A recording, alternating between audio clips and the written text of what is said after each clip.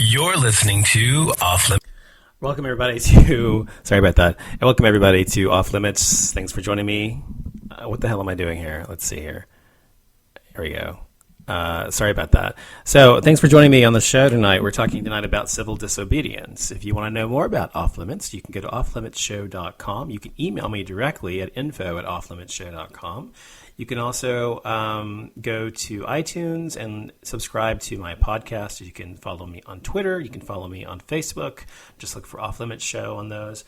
And, of course, here on Spreaker, and as well as the website itself, you can listen to the show live streaming there or listen to archived shows as well from the front page. So, and if you're actually listening live, you can always join us in the chat room if you want at Spreaker.com. Spreaker.com is where you go to find my show, Off Limits Show, and you can go in there and chat with me if you want to. And I'll chat back, actually, over the air. So tonight we're talking about civil disobedience, and we're talking about, lately I've been thinking about exactly why we put up with shit in this country that we don't have to put up with. I mean, there's a lot of shit that goes on in this country that, unfortunately, people don't challenge, and simply because it's the law or because it's the way it is, and not, or because it's difficult to challenge. And the reality is, we are in this country, sort of born with rights, inalienable rights in this country. That's what our Constitution says, right? Isn't that our Constitution? And as a result of this, we have to remember that we have a duty as citizens of the United States of America to fight back when our rights are being trampled on. Sorry, I had to take a drink there.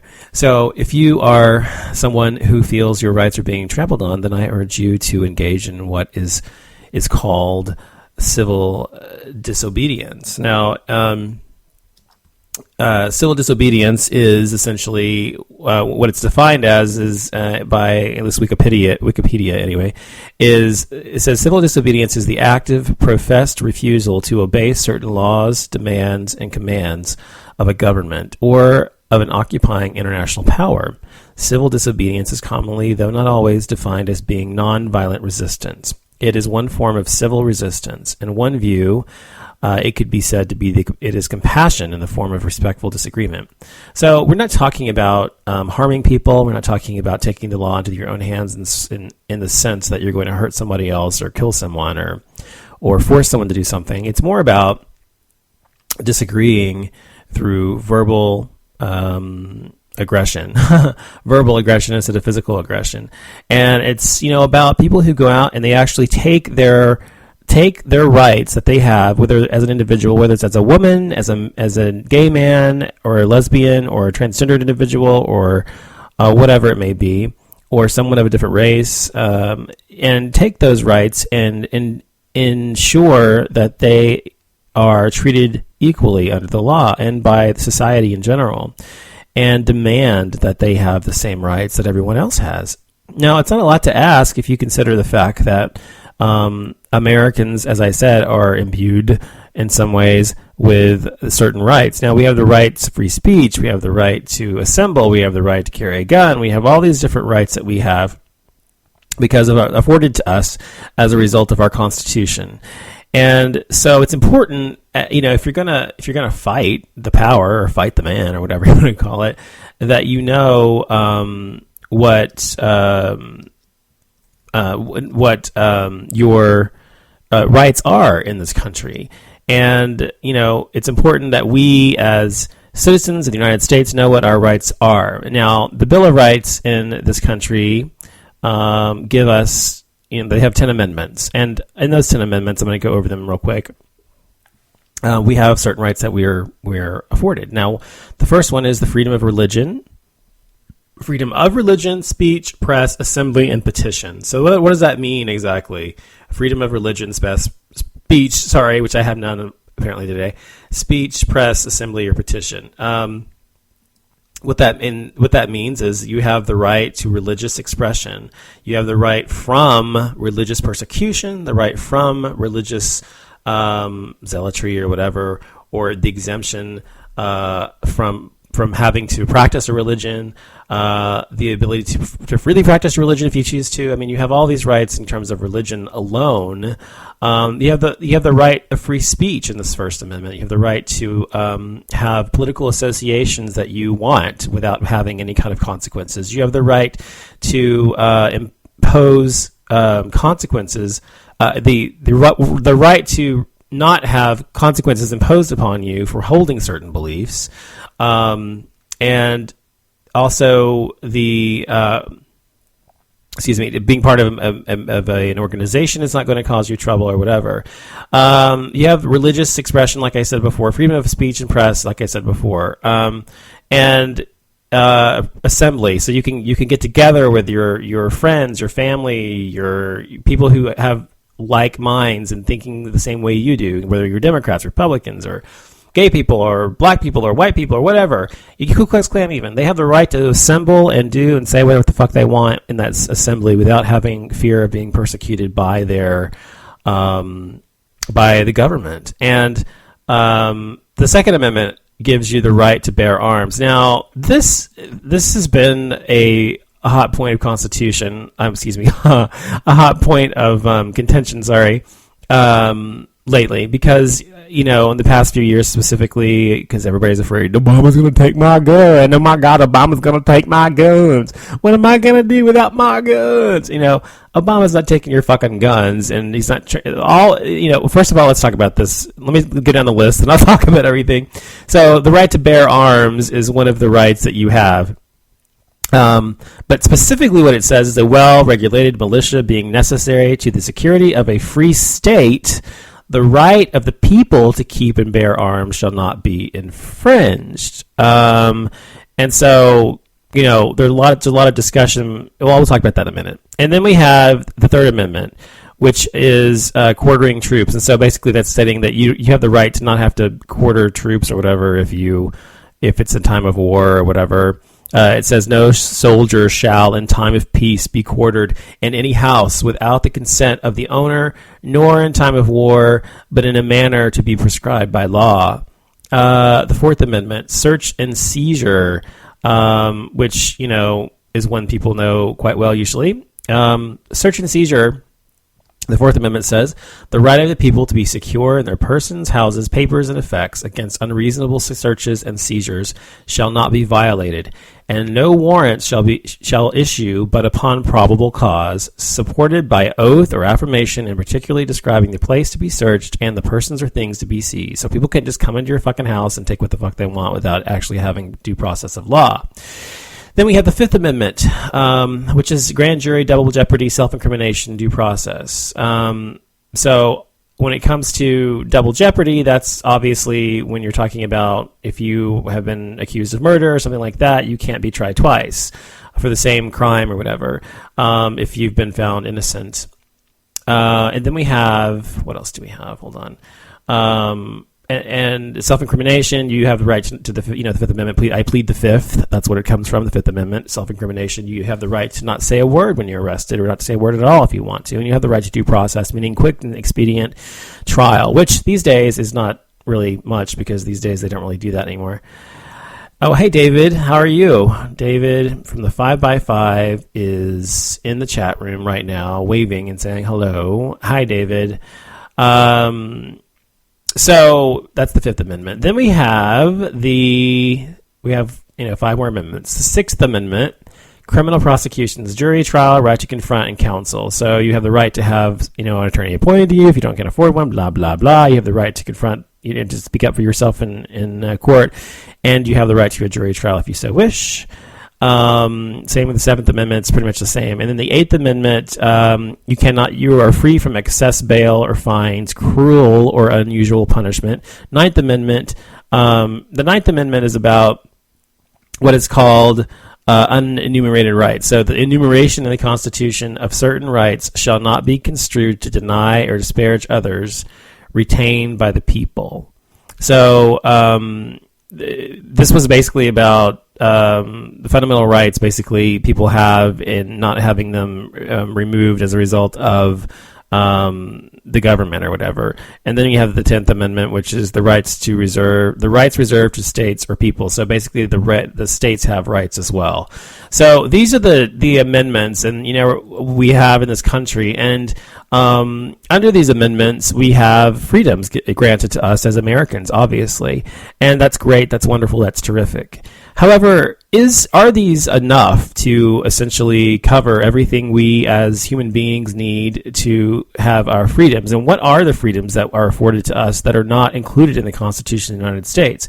What are the rights that we have that are really human rights, and rights that are considered to be something that people might not otherwise consider in a document because it's not something at the time it was drafted? And therefore, that's why we have amendments, civil rights amendments, blah, blah, blah. I didn't read all that stuff, but about all that crap too. So we have all that as well, and that's great. But when you are, for example, and you have, under the amendments of the law, let's look at the amendments real quick. Hold on. Because they're important. I want to go over this real quick too so people understand what their rights are, obviously. So you have, let me find the list here. Hold on. I know some of them, obviously don't know all of them. Here we are. So there's 27 amendments to the Constitution, and the First Amendment, five freedoms it affords us: speech, press, religion, assembly, petition. We read all this already. So then we go down to which one did we stop on? The 10th, I think? Yeah. So the 11th Amendment, when the states sue other states, basically it automatically goes before the Supreme Court. Residents of one state cannot sue another state. Another country cannot sue the U.S. and vice versa. The 12th Amendment, create a ticket for the presidency where the president and the VP are elected together. Old news. 13th Amendment, very important, abolishes slavery and gives Congress the power to enforce abolition through legislation. The 14th Amendment defines citizens as people born in the United States and prohibits the states from denying due process and equal protection under the law. Also states that the value of the debt must also be paid and honored and cannot be questioned. And also excludes women from voting. The 15th Amendment, voting rights will not be based on race. The 16th Amendment establishes an income tax. The 17th Amendment, direct election of senators instead of the states electing them or constituents, whatever. And then the 18th Amendment, prohibition. 19th Amendment, women's suffrage, rights to vote, whatever. 20th Amendment shortens the lame duck period by moving the presidential inauguration from March to January. Almost done. 21st Amendment ends prohibition by repealing the 18th Amendment. 22nd Amendment limits the president to 2 terms in office. 23rd Amendment, Washington, D.C. is not a state, but gets 3 electoral votes. 24th Amendment outlaws poll taxes. 25th Amendment outlines the direct line of succession for presidency. 26th Amendment lowers the voting age to 18th. And the final one, 27th Amendment, is Congress can't give itself a pay raise. So, hey, Goofy Bone, thanks for joining. What's going on? HTLA Radio 1 as well. And David, thank you for listening. And what was I saying? Fuck, I forgot. Oh, so these are our amendments. These are our rights. These are the things we have. So, for example, let's say you are someone who is, who finds the right to vote. If you're a woman, for example, and you have the right to vote in this country, and you have it because of the 19th Amendment, or excuse me, the 19th Amendment. Because of this amendment, you can vote because you're a woman, right? Okay, so let's say you are going down to vote one day, and the voting registration place says that you can't vote because you don't have an ID. Okay, now, does it say anywhere in the Constitution that you have to have an ID to vote? Does it say that? Now, there are certain states that actually require you to have an ID to vote these days, and they've passed amendments in those states. Now, the Constitution also says that we have states' rights. So, states' rights, do states' rights outweigh federal rights, or do federal rights outweigh states' rights? So, the question becomes, who the fuck do you listen to? And so, if you have something as simple as your fucking right to vote challenged by someone because you don't have an identification, then you need to instill civil disobedience. If you have your rights as a human being being questioned as well, that's another time to do it as well. And let me talk about that for a second. What's the difference between a civil right or a constitutional right and a human right? I've talked to someone the other day in chat room. I think it was Goofy Bones chat room, actually. I was talking to Mekazawa, I think, about healthcare. And he was saying that healthcare is not a right to people, and blah, blah, blah. And I disagree with that. I think that healthcare is a human right. I think that the right to water is a human right. I think that the right to breathe fucking air is a human right. The fact that you're here means that you have the right to have air and water and have these things, okay? Yet there are companies that try to privatize water, that try to privatize healthcare, and try to privatize things so that they can make a profit off of them, even though these things should be considered actual human rights. Now, as a human right, as I see it anyway, and many people see it, is it okay for healthcare to be in the hands of a private organization as opposed to one that's for the people? Now, people, lately we've been talking a lot about Obamacare and how horrible that whole launch has been, blah, blah, blah. And a lot of people saying Obamacare obviously is a failure. It doesn't work, blah, blah, blah. Well, that's not true. Why is it not true? Because Obamacare hasn't happened yet. All that's happened is the signing up for Obamacare. That's it. Now, they had a lot fewer people than they need in order to pay for Obamacare sign up in this initial run.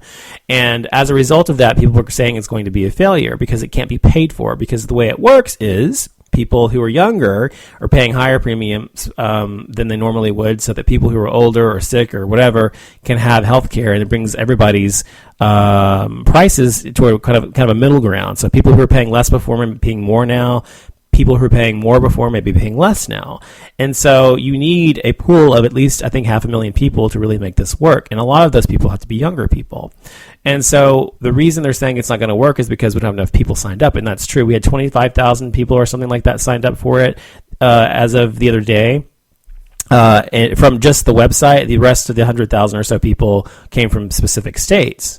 And so does that mean it's a failure? No. What it means is that they couldn't get on the fucking website to sign up. And all the fucking Republicans, all the people out there who are actually trying so fucking hard to block Obamacare, like John Boehner and people like that who just hate Obama so much and hate the healthcare plan and everything else, even though initially it was their idea, they have been trying so hard to make people not vote for this and not support it that the word in certain states, including Texas where I live, never got out that you could sign up for this, you could do this, you can do that, blah, blah, blah. This is why it works. This is why your healthcare will be less expensive, etc.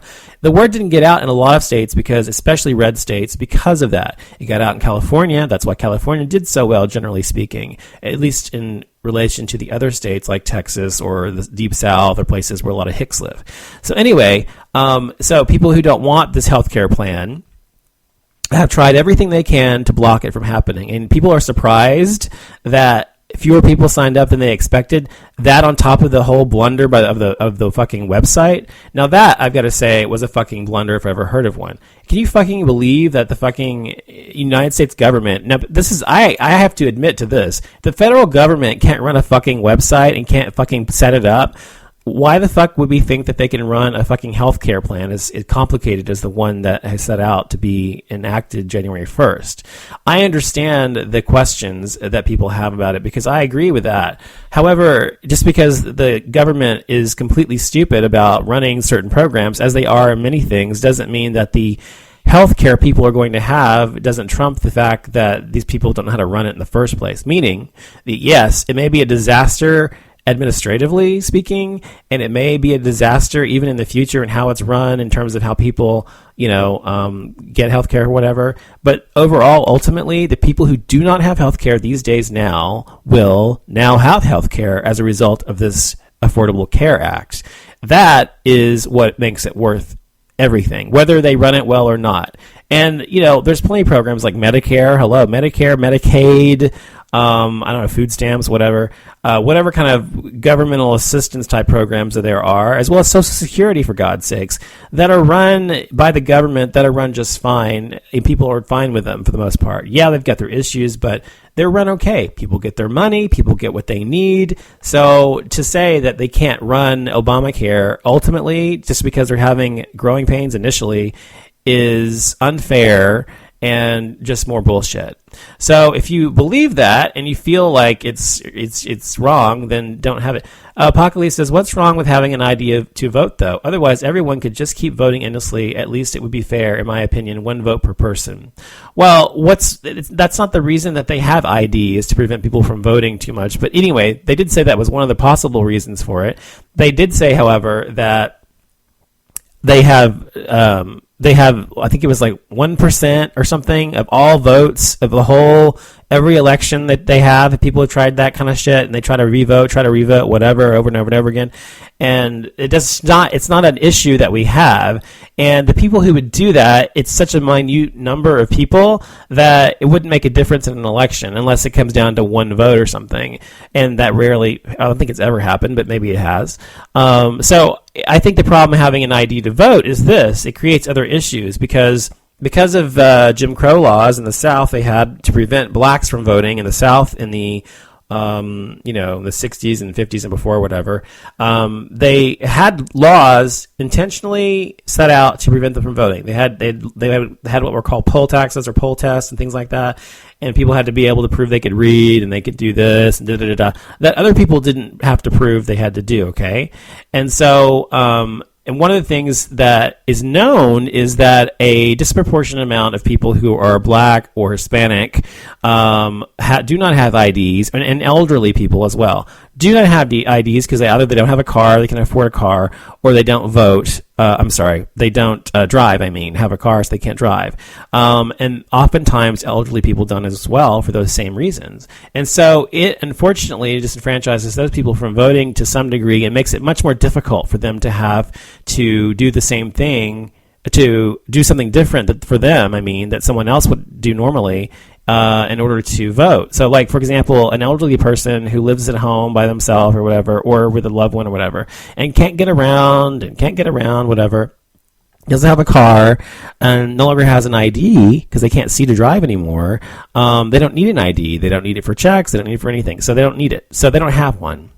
They don't have a driver's license, specifically, generally speaking.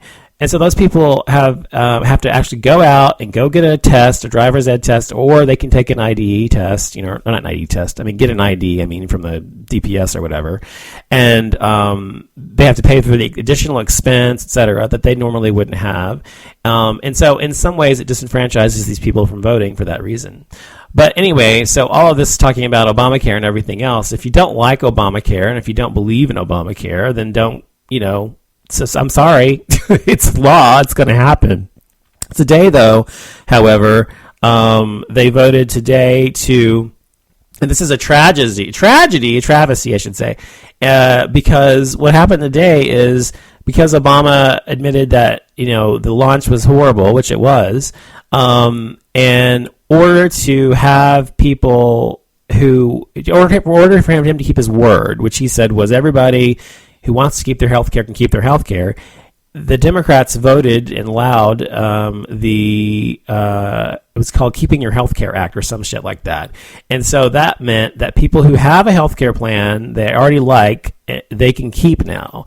The thing is that's going to create issues now for healthcare programs because they have to revamp their whole plans layout and the costs and everything else as a result, and those plans may not or may not be available anymore anyway. So he did that in order to say mea culpa, but the point is the people are stupid because if you lost your healthcare plan, because let's say anybody who lost their healthcare plan, they wanted to keep their healthcare plan, right? Okay, you lost your healthcare plan because you said you had the same healthcare plan for 5 years, whatever. Oh, I want to keep my healthcare plan. It's been the same one I've had forever, and I can't get rid of my healthcare plan because it's been good. I hate that Obama. Okay, so you're one of those people. Great. You had the same healthcare plan forever. You love it. Great. So then that means that you will go back to a healthcare plan that no longer allows for pre-existing conditions, which means that you can, if you ever end that healthcare plan, you will never have it again because you can no longer be, if you have a pre-existing condition, accepted to it. Number two, if you have that same healthcare plan that you want to keep because you hate Obamacare so much, or because it costs more to not have it, then you now also will no longer be able to have no lifetime limits. And what does that mean for you? Well, if you have an old healthcare plan, that means all those rules apply before the Obamacare Act came into play. So that means like you get cancer or you get, I don't know, something, some disease or something, and let's say it's cancer, and you have the choice between radiation or chemotherapy, even though the doctors say you should have both, which often happens in advanced cancers. You have to choose between chemotherapy and radiation. And the reason you have to choose is because your healthcare plan maxes out at $1 million lifetime limit. And so you got to keep your old healthcare plan, but now you're fucked because you didn't switch over to the new healthcare plan, which would have prevented from that from happening in the first place, even if you had to pay more money. So regardless of whatever healthcare plan people had before, it's stupid. And this is what Obama was trying to say to people who are obviously too stupid to realize it, that the plan they had before is not as good in many ways as the one they're going to have in the future, even if they have to pay more money. So the fuck what? Come on, people. Come on. Let's go back and see what people were saying in the chat room because I haven't been watching, so I'm sure people have something to say. Okay, Uncle Ghoulie says, state ID is only $10 and in Michigan, I think that's Michigan, and super easy to get. Common sense. Otherwise, illegals could vote and people could vote multiple times.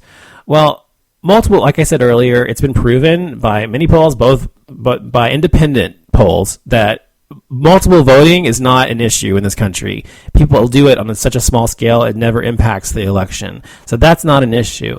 Illegals voting, well, sorry, might happen. Oh, well. And then Icon, what about gay men in a relationship and is, okay, Moxie says, Icon, what about a gay man in a relationship and is, say, 70? His new healthcare plan includes maternity. So what if it includes maternity? Are you saying that it's something he doesn't need? Is that what you're saying? He's paying for something he doesn't need? Is that what you mean, Moxie? No, I haven't gotten to the civil disobedience yet, Uncle Ghoulie. Just shut the fuck up and wait and just keep your whole pants on. I'll get there in a minute. The maternity care is required for everyone. Yes, it is required for everyone. But you know what else is required for everyone, Moxie? Me paying taxes for kids to go to school at my local elementary school that I don't have. So, yes, you are paying for something that you necessarily don't need, but you're paying into the system, which helps everybody as a whole. We're talking about helping humanity. We're talking about helping society. And I know a lot of conservatives are not concerned with that. Most conservatives are not concerned with what's good for everybody. They're only concerned about what's good for them. And so they're concerned about, oh, I'm paying too much for this, or I'm paying too much of that, or I'm paying for someone else's way. Well, all of us are doing that already with public school systems, taxes. If you own a house like I do, and you pay your taxes into the system, you're paying for it whether you have a kid or not. So it's really no different to me in that situation. Pakali says, there is a religious exclusion people don't know about, so I could sign up for a super cheap healthcare plan and say the Lutheran Church for $70. Okay, well, tell me about that, Apocalypse. There's a religious exclusion for people. There's a religious exclusion for the ENDA, which is the act to end discrimination against people based on their sexual orientation and employment. But I don't know of one for Obamacare. Maybe you could educate me because I'm not sure about that. But tell me about it. So I'm not sure what you're talking about that. Anyway, so getting back to what I was trying to get to here, as I was so elegantly pointed out by Uncle Ghoulie, the thing I have to say is this. Look, all of these things, I got off on a tangent about Obamacare because I really wanted to talk about that as well. But the thing about all of this is look, people are imbued, as I said at the beginning of the show, I talked about all of our civil rights that we have, our liberties, our freedoms in this country as a result of being American, afforded to us by the Constitution, Bill of Rights, etc., blah, blah, blah, okay? So as a result of all these things, we have these rights. Now, let's say people don't like Obamacare, and which I'm all for Obamacare, and if, say, someone like in the chat doesn't like Obamacare, people listening to the show don't like it, fine. Then you go out and fucking protest the fuckers. Say, Obama, you suck, and say whatever. Go the fuck out and do something about it. What civil disobedience is, in my opinion. Oh, by the way, if you want to call in, let me give you the number. Hold on. It's the call-in number is 214-377-0481, or you can call using Skype for free. by calling Off Limits Show, and you can call in that way if you like. What I was going to say is people often complain out their ass about stuff, but never do shit about it. If you actually want to do something about something, you have to actually make a fucking stink about it. You can't just sit in your fucking sofa yelling at the TV and not do shit about it. You actually have to do something, right? So let's say you are pissed off about Obamacare. What are you doing about it? Let's say you're pissed off about gay rights, people not having equal rights under the law for gay people. Do something about it. Whatever the fuck it is you're pissed off about, then do something about it. Don't just sit there and shut the fuck up. Actually make a fucking stink about it. I remember the 60s. I don't remember the 60s, but I know of the 60s. If you actually wanted something done, you got out there and you actually protested. You protested the fucking White House. You protested the City Hall. You protested everything in person. You took time out of your life to try to make a fucking difference. And if there was a law that was not actually right, what I mean by right is that it somehow separated people or somehow made one set of people more than the other set or whatever. Somehow it was obviously wrong because of humanity, human rights in that sense. People knew it was wrong in their bones. People fought against it and then refused to enforce it. And that's like, for example, the freedom riders and the civil rights movement who went and sat in the Woolworth counter when they knew they were going to be accosted and assaulted and spit on, everything else, shit thrown at them in their faces. Because even though it was the law, they did it anyway because they knew it was wrong. And not just black people, white people went with them as well because they knew what was happening to this set of people was wrong. The same thing for gay people. Gay people have people who are allies, who are straights, who are whatever, who actually are on the side of the gay rights movement, who are there as well because they know it's wrong. And they break laws all the time in terms of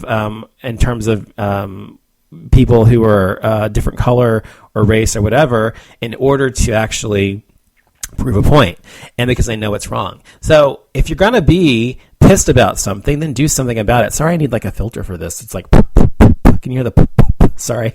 So if you're fucking pissed about something, do something about it. Stop fucking complaining about it. One of the things that drives me fucking nuts about people, whether it's in my personal life or whether it is in politics or whatever you're talking about, is someone who actually is pissed off about something and all they do is talk about it, complain, yeah, Obama this, Obama that, or my mother, or my father, my husband, my wife, my son, and all they do is fucking talk about it and they never do shit about it. People who just talk, but never do shit about it drives me fucking crazy. And I don't think if you are someone who has a political issue that you're pissed off about and all you do is come on the shows like mine or other people's shows on here or online or whatever, and you never do anything else and actually, as an activist, go out and actually do something about it, you have no fucking right to complain about it. If you don't donate money to causes you believe in or something, either you give of your time or give of your wallet, make a difference that way, then shut the fuck up because you don't have anything to fucking be talking about in the first place. You're not doing shit. You know what I mean? Let me go back and see what you were saying in the chat now. Ooh.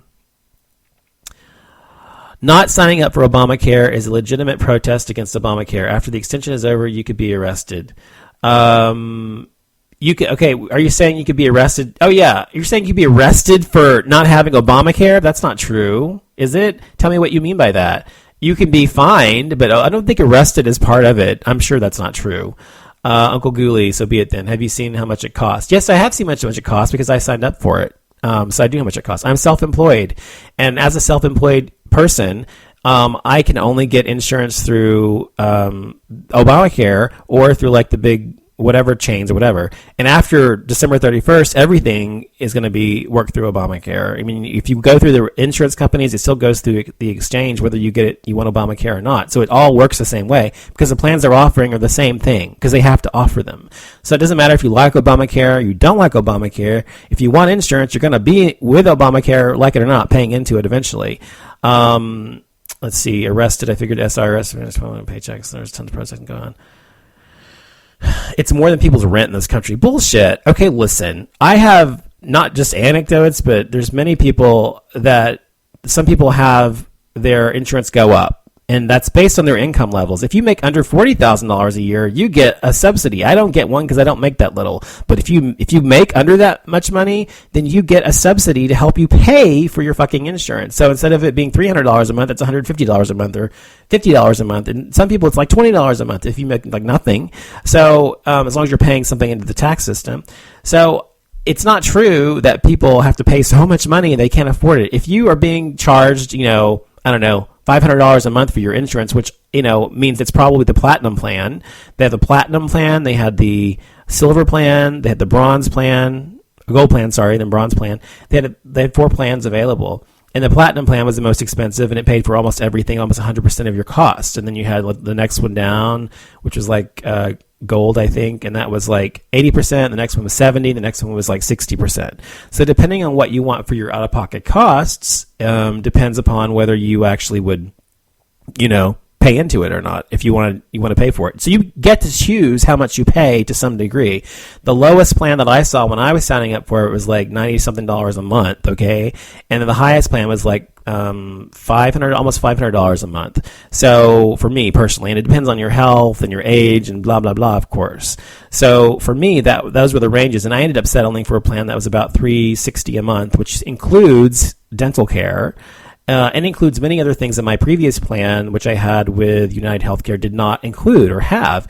And I was paying before. I'm paying more. I was paying before. I was paying $260 a month, and now I'm paying $360 a month. So I'm paying $100 more a month for my healthcare. Am I pissed off about it? No, I'm not pissed at all. You know why I'm not pissed at all? Because I know that when I look at what I got before on my disclosures on my old insurance plan, based compared to what I get now on my new plan, that I'm getting much more than I was before, so I'm happy to pay it. And I could have gotten a plan that was similar to my old plan and paid less money. I just wanted a better plan, so I got better plan for more money. I think that's fair. Let me keep going down here. The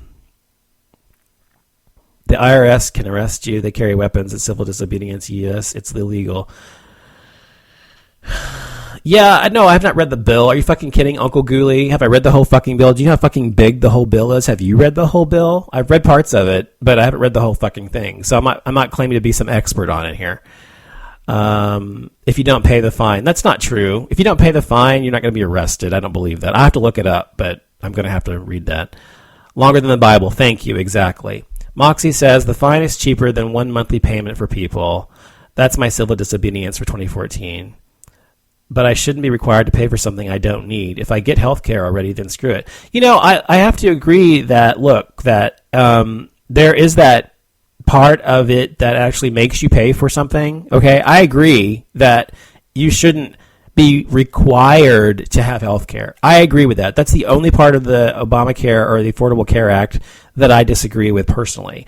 I don't think that it's right for government to make you pay for something, but I also don't think it's right for the government to make you pay for car insurance. Now, if you don't have car insurance and you get in an accident, then you're kind of fucked. If you have full coverage, if you don't have full coverage, I mean. And so it's the same thing with healthcare.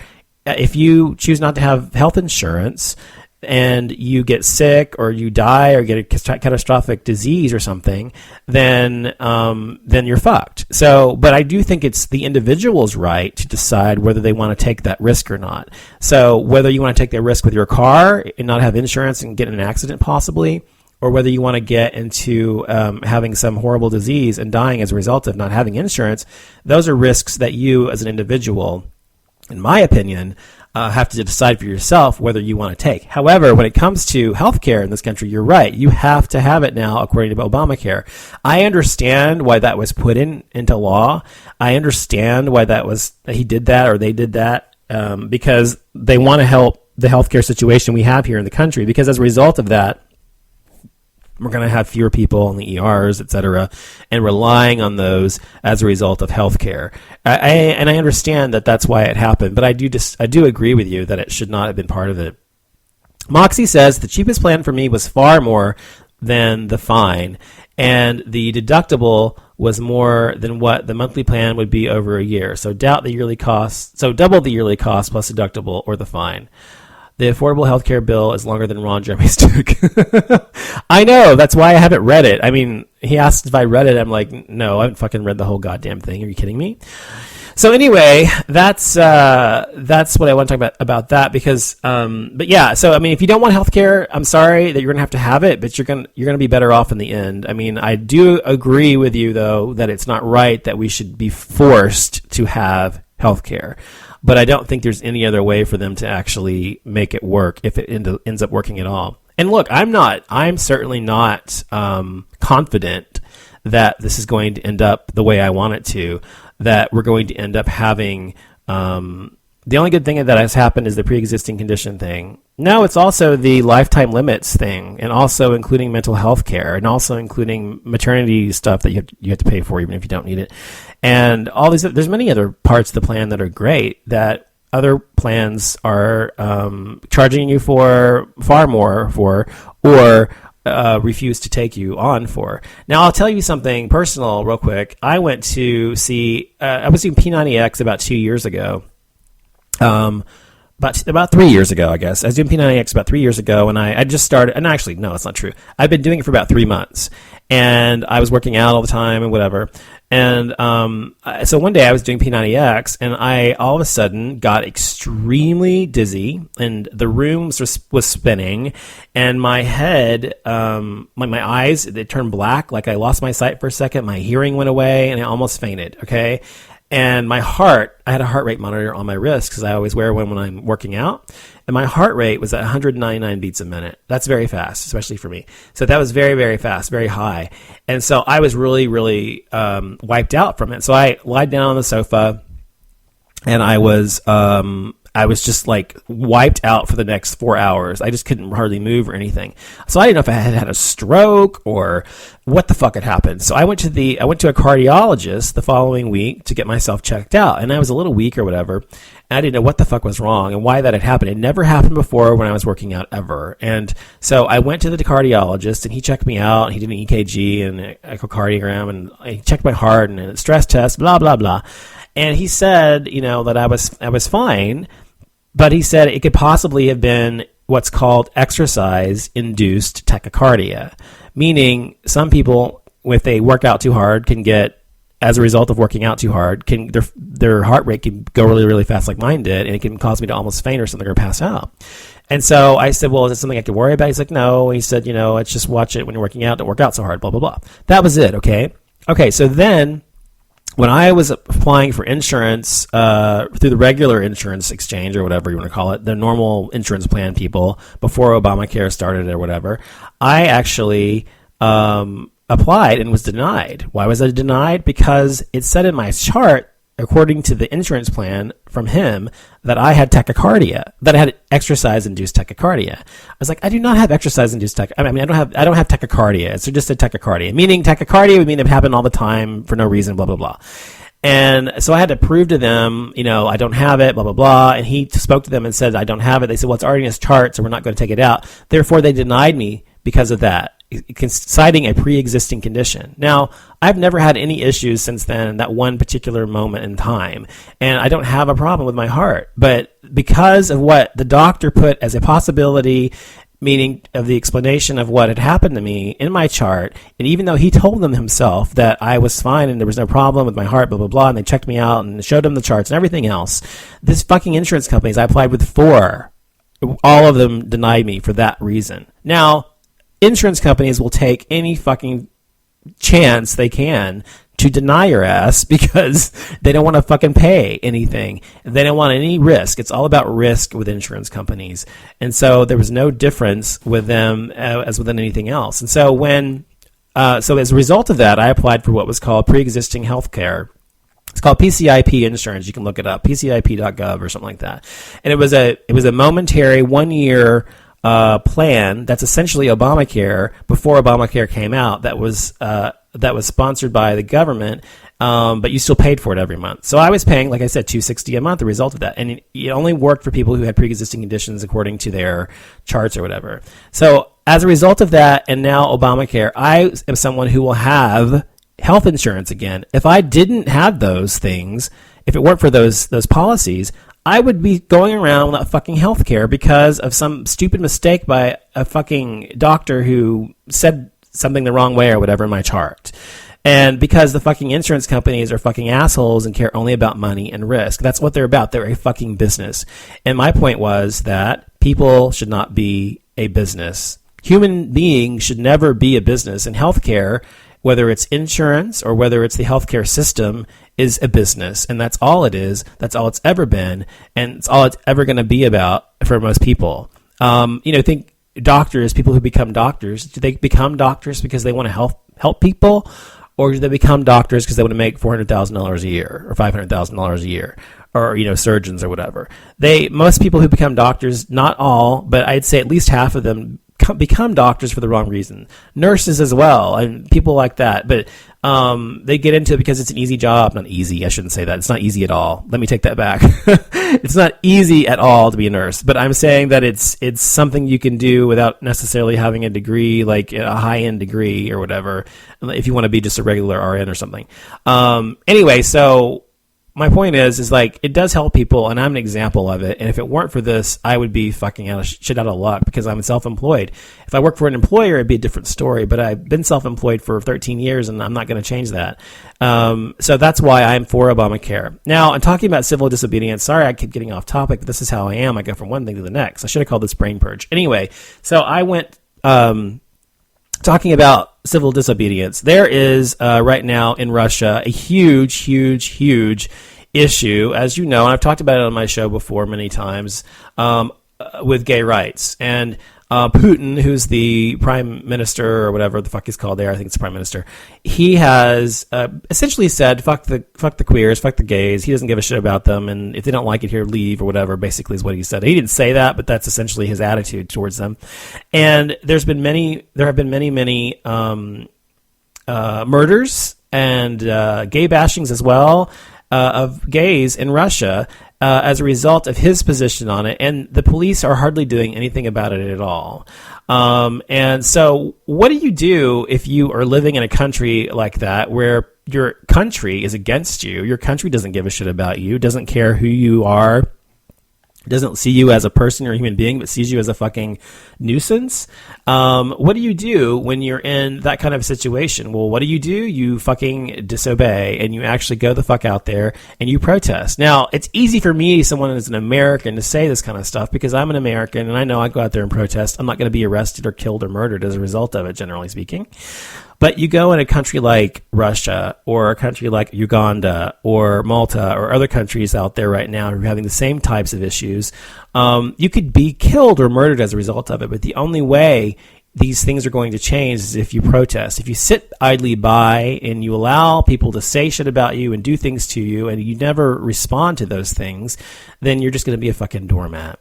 So you've got to respond to that. Also, there was a minister, some fucking stupid minister said recently that about a picture, there was this gay couple holding this baby that they had just adopted.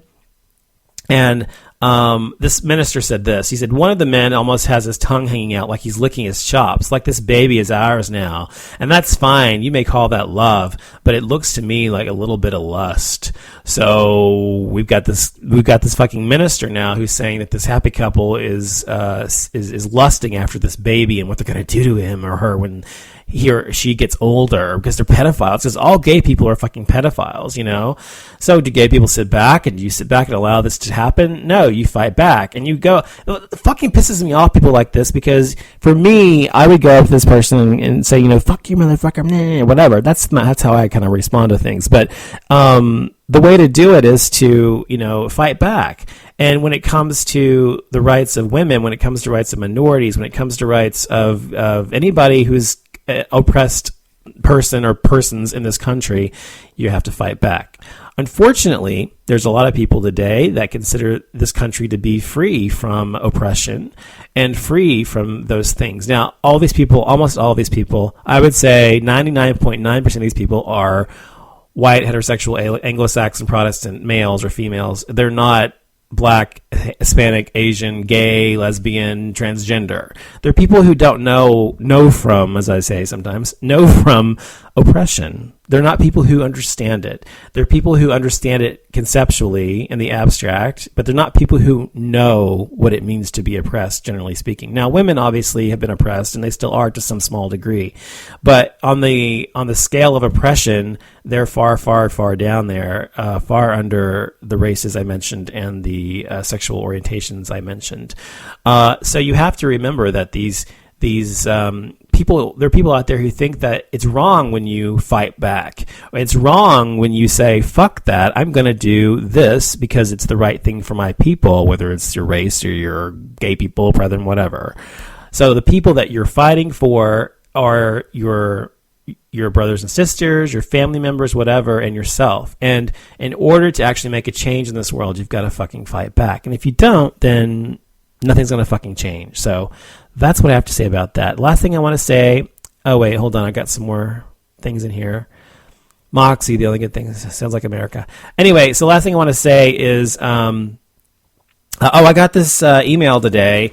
I applied for this in September or October, and it was early October or late September. I applied for this online, and they're having a 50th memorial thing honoring the memory of President John F. Kennedy here in Dallas. And it is actually going to take place at Dealey Plaza, where he was murdered, or assassinated, as they say, because he was president. And it's going to happen next Friday on the anniversary of his death in the morning. So, so in order to get to the event, it's a limited amount of people that are going to be allowed to be there. You had to go online and request tickets, and if you were selected, and they also had to get a background check and security check and blah, blah, blah, that kind of crap. And if you were selected, then they would send you a ticket in the email to get a barcode for yourself, and then you would take that up to the event, and they give you this wristband to get in or whatever. Anyway, so I got that today, and I was like, oh my God. I know it's like a big deal or whatever, but it's a big deal to me because there's supposed to be Obama's supposed to be there, President Clinton's supposed to be there, my stupid cousin Laura Bush is supposed to be there, and her stupid dumbass husband's supposed to be there, and all these people are going to be there that I don't like. But I love Obama, I love the Clintons, of course, but I think that it's awesome to be there, to be part of this memorial, to commemorate something here in Dallas that happened that everybody in the world knows about, or at least in America. And they've redone Dealey Plaza, and they've redone a lot. But, I was listening to Goofy Bones' show earlier tonight, and he was talking about conspiracy theories. At least when I came in there, I think it was his show. I think when I came in there, they were talking about conspiracy theories about what had happened to JFK. And I subscribe to some of those. I believe in some of those, but I don't think that it fucking matters anymore, because it was so fucking long ago. It's 50 years ago next Friday. But I do think that it is important to remember, and that's why I call it the Civil Disobedience Show, is because it's important to remember that you can't trust the government. You can't trust the fucking government. The government is not going to fucking take care of you. It takes care of some people, to some degree, obviously. But I don't mean financially. I mean, when it comes to your rights, if it were between you and the government's going to probably win unless you fight back. So when it comes to the government, you cannot trust them. You have to take things into your own hands sometimes. And sometimes you have to say, no, it's not okay what you're doing to me or my people. It's not okay what you're doing to women or to men or to gay men or lesbians or blacks or whites or Hispanics or whatever the case may be. It's not okay. And I stand up for the right for anybody to do this and to civilly disobey, and meaning that not with violence, but simply with words, with action, with legislation, with those things. If you disagree with something, then fucking fight back, but don't just fucking sit in your goddamn ass and expect things to change. People in chat rooms all the time are talking about how much they hate Obama, or they hate America, or they hate, I don't know, blacks or Mexicans or gays or whatever the case is. And fine, if you hate people so much, then go try to get the laws changed. But you're not going to be an uphill battle on that, obviously, because why? Because it's not the right thing to do. It's against human rights and human civility. Just be a fucking nice person and stop being so fucking obsessed with people who are different than you, and stop being so fucking obsessed with something that you can't change. If you still have these kind of antiquated beliefs, you just need to die off, because we don't need you here anyway. So thanks a lot for listening to the show. I'll be back next time and talk to you later. Have a good night.